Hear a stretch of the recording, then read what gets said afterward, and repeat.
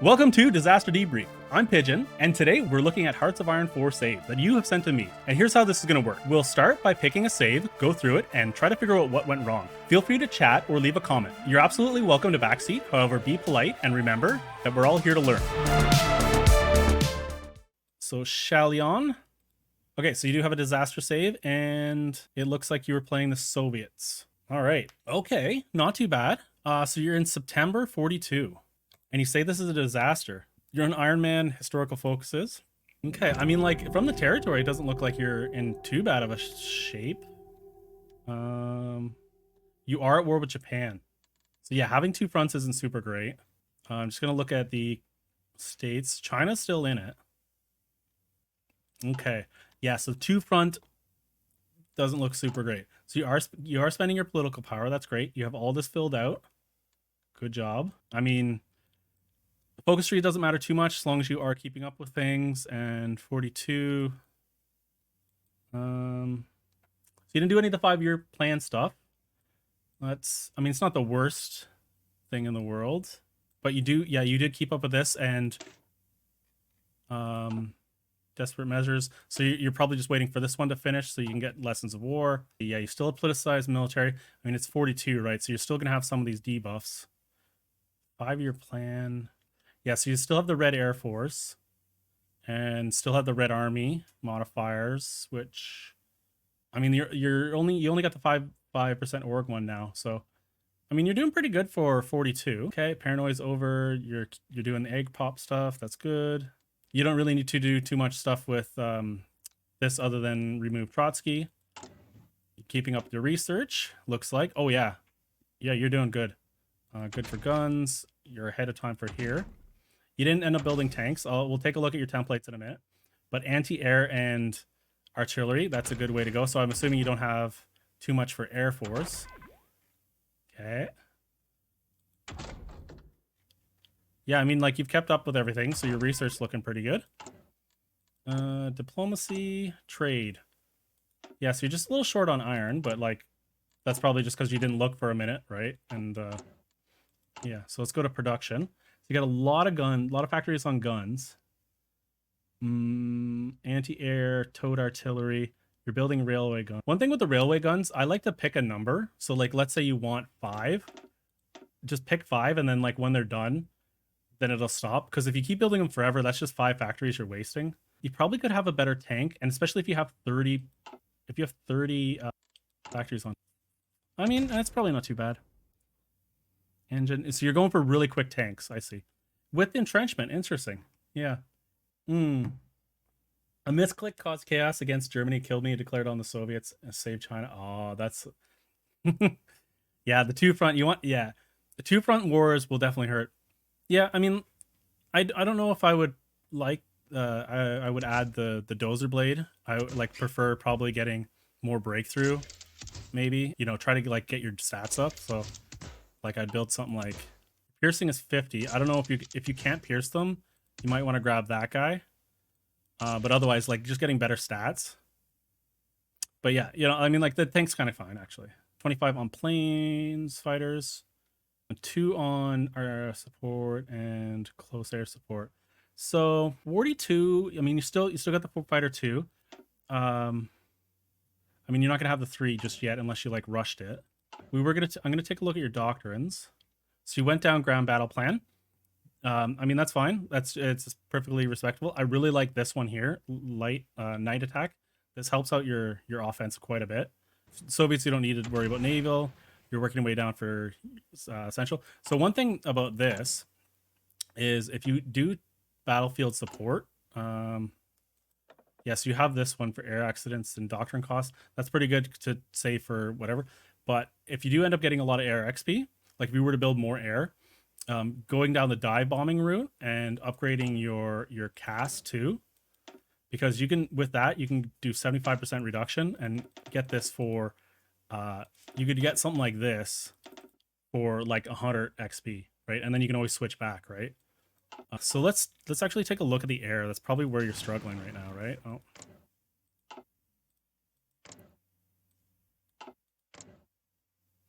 Yeah, so I'm just looking here. Active enemy. You actually don't have any air up, do you? Where's your air?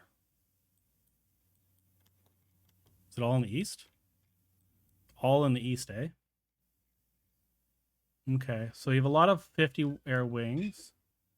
It's good to, with things that do bombing, it's good to merge them and have them in bigger stacks because they'll do more damage.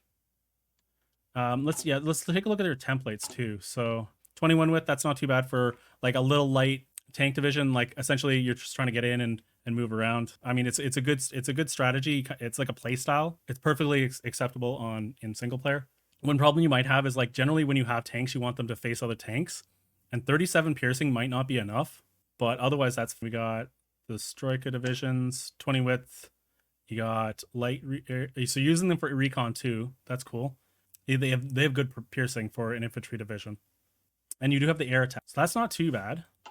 So they're coming through Mongolia and all around here. Yeah. So here's the problem. Once you got all these guys on this side, and Japan's here, this rail line is gonna get cut, right? Your Siberian line, and it's not cut at the moment, is it? No, it is. Where's the line? It comes through here, so they already have it cut. So all of this stuff here, if it's gonna get supplied outside of like the local victory points, it has to come by sea. So what you could do is if you could get a line behind this river. I don't think you didn't have like a fort line or anything, right? Just one there, a few up here. Yeah. Well, I mean, like you might be able to hold here, this line here where those forts were, and all the way through here up to like this river somehow, or like even maybe along here, along the marshes, and then hold just like at Kiev. This is where like a lot of MP games go. So if you see the big river, you want to hold behind it. And like if you can, try to also keep Kiev and potentially this forest tile here, like these two here, and then you stand behind the river, and because the river gives negative attack penalties to them, right? So your Romanian front's like kind of collapsing here, right? So you want to grab this stuff here. Yeah, so it looks like you're like panicking and moving them here.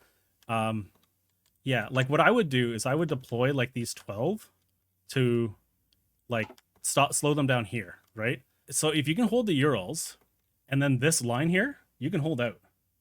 Yeah, that's they're all moving. They shouldn't be moving. Yeah, this is gonna screw you. But they are kind of close to this river line, right? So if you took some time and went like, you know, and like went like this, right?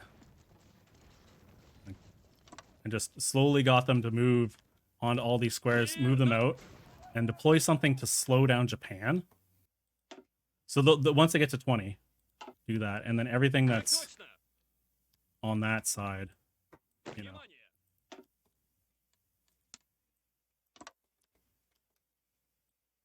Right, like you can also hit Alt or Halt. That'll stop everything that's moving. And like you just have to redo your lines, right? And then get to a defensible spot, slowly retreat, and then yeah, you also, if you have extra air, get it up, right? You don't have a whole lot of air. So that's probably going to be I mean, it's not too big of a problem because you did, and this is very smart. It was very smart as the Soviets to put in anti-air. But yeah, construction, what were you building?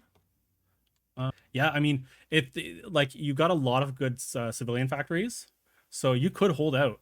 I mean, you could.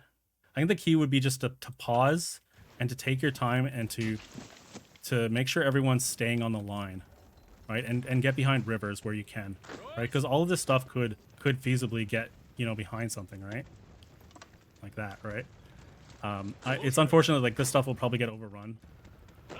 Is Odessa? Yeah, Odessa's a port, so you could evacuate or, you know, try to distract them somehow.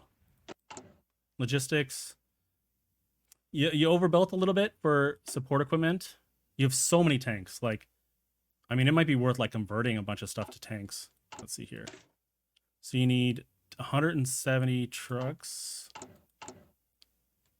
How did you build for trucks? You have 9K trucks, yeah. Like, I'm not saying that you should do this, but you probably could do this. 9K. Okay, here, half. Almost.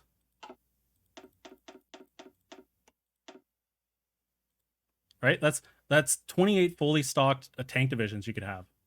Right? Like you've got options. You've got options, you know. Not saying that you should do that, but like you could convert some of them further back and then let them get equipped. And yeah, a little bit of trade balancing, watching your production balancing, like you're overproducing anti-air, sorry. You're way overproducing this. Like you don't need this, right? And what you could do is with more fighters, right? Or more casts. Anyways, and I will read the description. Okay, so yeah, this makes sense for the why you built the light tanks. So I wanted to stack entrenchment really high on Soviets. I had no idea if I did that well. Take a look. I mean, you got 14 entrenchment. It's not too bad. I mean, it would be quite high. If you were going for an entrenchment build, though, I would have built more. I would have designed a different tank. So the way that we would have done that is, so see your defense value is 2. So you can change that with one of these modules here. These ones, extra ammo. Oops, not the cannons. Cannon's good for attack, but where's defense? Because like when you're stacking entrenchment, what you're doing is you're actually multiplying your defense. So if you can get your defense value higher, that's the way to go, right? But yeah, having the dozer blade, that does give you more entrenchment, and each tank you add adds 1. So yeah, I might even have, if you wanted to do, like if you're going to do an entrenchment build, you should have built more of these tanks to put them in the field. But yeah, otherwise that was fine. I wanted the light recon and flame tanks. Yeah, never made the flamer though. You don't know how good the recon tank is. Was there a different recon tank? The way that they exploit it though is, and I think that, is it the recon that got patched, or was it the flame tank that got patched? One of these now don't provide a whole lot of armor if you go recon, right? So that has 24. Yeah, so what you want to do is you want to stack your armor to get that armor value up, and that's sort of the exploit that people use. So yeah, so now I got that armor up to 5, but I think if it's the same one, okay. Recon was patched, but flame tank is pretty good. So yeah, so what you would do here, so it's Iron Man, but what you would do is you have the flame module. So we go here and we take this fella and we go put a flamethrower on it. Then we go that, and then armor. So the armor is lower because it's a flame tank company. Yeah, I don't actually have a build for you, but yeah, you want to stack the armor higher, and then when you add it, yeah, I mean it's not doing a whole lot because it's negative 75%, but yeah, the idea is like you get your armor from there. But alternatively, what you could do is spend the 25 XP and plop one of these guys in, and so remove this. Now we've got an armor value of 15, and then now you're not pierceable, right? So, I mean, you're not going to be able to do this in multiplayer, like any games that are competitive, right? Like, unless it's a meme game or something, but who cares if it's single player, right? So if you do this, like half of the units now can't pierce you.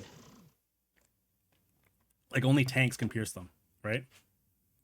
So, I mean, like that's the way to go for that. You build I think, and not only that, if you want to do this build, this here, take a medium, right?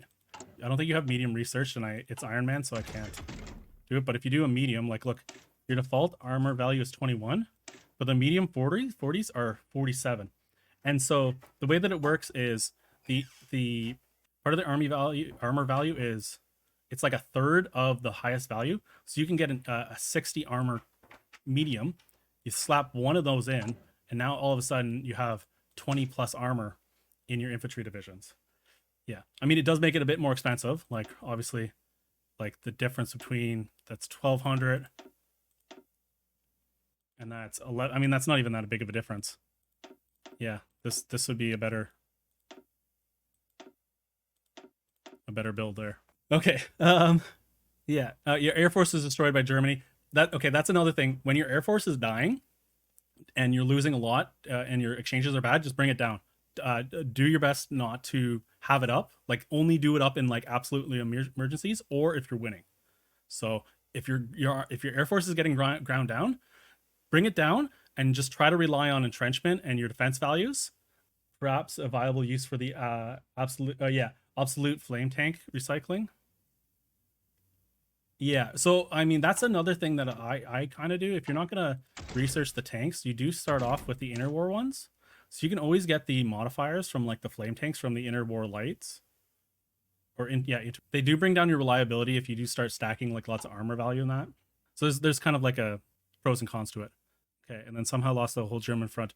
Yeah, when all your units moved there, that's a time to pause and then go through and yeah, because sometimes it's unfortunate. Like you don't notice, but like the game lags for a second, and then you click here or something, and then you click here, and then you click this guy, and you think you only have this selected, but you have this selected for some reason, right? And then you click here, and it's like everyone moves. And you're like, what? I was meaning to move these 19. It happens to me. It happens to everyone. It's just something like if that were to happen, you hit pause, and then you have to fix all your lines and micro it, and yeah, that's gonna be it for Disaster Debrief.